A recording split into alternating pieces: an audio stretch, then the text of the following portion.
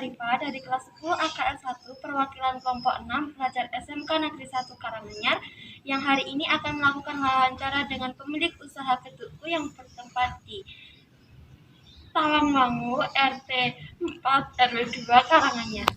Yuk ikuti saya. Saya sudah bersama Bapak Agung selaku pemilik usaha gedungku ini yang akan berbagi cerita dengan kita. Baik Pak, bagaimana pada tahun berapa Bapak mendirikan usaha gedungku ini? Terima kasih juga saya ucapkan kepada adik-adik SMK Negeri Karanganyar yang sudah mengunjungi rumah produksi gedung Bintang yang berada di Tawang ini. Untuk usaha gedungku berdiri pada akhir tahun 2018. Di 2018 kita mulai kita bikin izinnya, kita memperkenalkan ke secara luas di masyarakat dengan membuat izin secara resmi dari tingkat kecamatan sampai kabupaten. Lalu apa alasan atau latar belakang yang membuat Bapak ingin berwirausaha? Itu jelas untuk wirausaha itu saat ini sangat perlu kita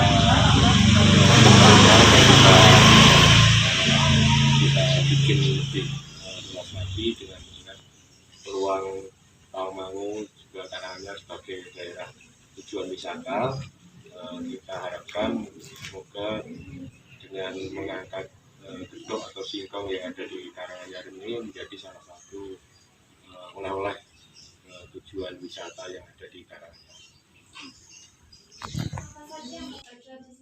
Ya, baik, di gedung Tawangmangu kita prioritaskan untuk membuat olahan dari singkong, yaitu terutama produk frozen yang kita angkat. Jadi di gedungku ini kita kurang lebih ada sekitar 12 macam produksi gedung yang terutama salah satunya yang paling kita banyak pembeli atau peminatnya adalah gedung frozen, di mana gedung frozen yang paling disukai itu ada gedung frozen original dan gedung frozen coklat juga.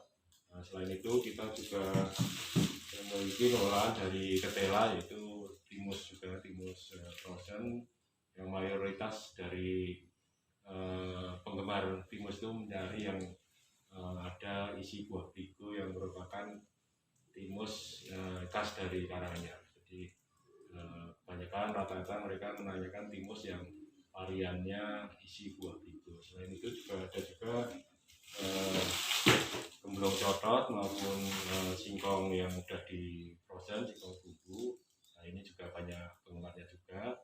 Rata-rata kalau wisatawan yang ke Tawangmangu juga orang-orang lokal itu sekarang banyak menyukai olahan singkong yang secara tradisional.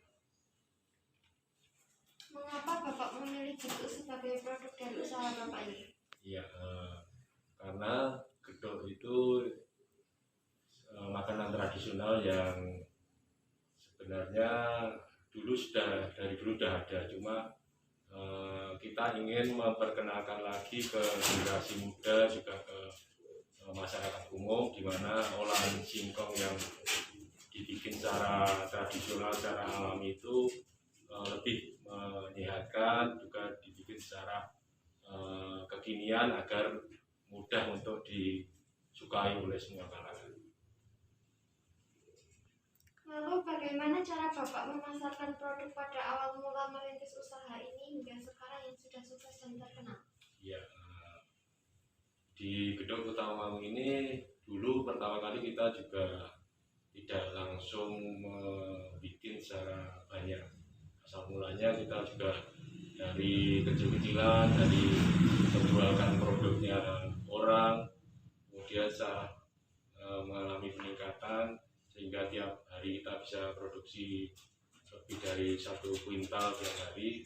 Kita coba untuk lebih menekuni dan kita coba untuk pasarkan secara offline maupun online. Oh ya, biasanya dalam berwirausaha seperti seperti Bapak ini kan banyak saingannya ya Pak. Bagaimana cara Bapak untuk bisa tetap tahan bersaing dengan wirausahawan lain? Ya, di saat pandemi ini ya banyak sedikit banyak memukul mengurangi omset dari pelaku usaha, terutama di sektor oleh-oleh itu tingkat kunjungan wisatawan itu mengalami penurunan. Mungkin kita juga mengurangi jumlah produksi, juga untuk karyawan juga kita tergantung juga pada waktu permintaan banyak kita menggunakan karyawan banyak, waktu sepi juga kita kurangi, salah satunya gitu juga. Dan yang tetap kita berusaha untuk eksis, untuk tetap menciptakan peluang atau inovasi baru di Gedogku Tawangmangu ini. Sampai saat ini apakah Bapak pernah mengalami pasang surut? Ya, dalam usaha itu pasti ada pasang surutnya itu, apalagi untuk situasi saat ini yang tidak menentu itu pasti omset penjualan itu apalagi waktu zaman corona itu omset sampai turun lebih dari 50%. Itu salah satu kendala bagi seorang wirausaha dan swasta yang kita berusaha untuk tetap bertahan, mungkin dengan mengurangi jumlah produksi, juga mengefisiensi skala ini ya, kira-kira usaha ini agar bisa tetap bertahan. Sejauh ini apakah Bapak ada kendala yang sering dialami? Ya, untuk kendala pasti ada, itu salah satunya untuk mungkin pemasaran, juga permodalan itu sangat penting bagi seorang wirausaha itu, mengenai mungkin pengelolaan keuangan itu yang kita perlu banyak dipelajari lagi. Selanjutnya Pak, apa pesan Bapak untuk kami yang ingin berwirausaha itu? Ya, pesan kami untuk adik-adik semua, harapan kami semoga adik-adik punya semangat untuk berwirausaha, juga untuk melatih kemandirian adik-adik agar nanti selepas dari sekolah mungkin punya bakat atau ide yang bisa diolah, dikembangkan, sehingga bisa memberikan manfaat atau kontribusi bagi diri sendiri maupun bagi lingkungan sekitar. Saya ingin mengucapkan terima kasih banyak kepada Bapak yang sudah meluangkan waktunya untuk berbagi cerita dengan kami.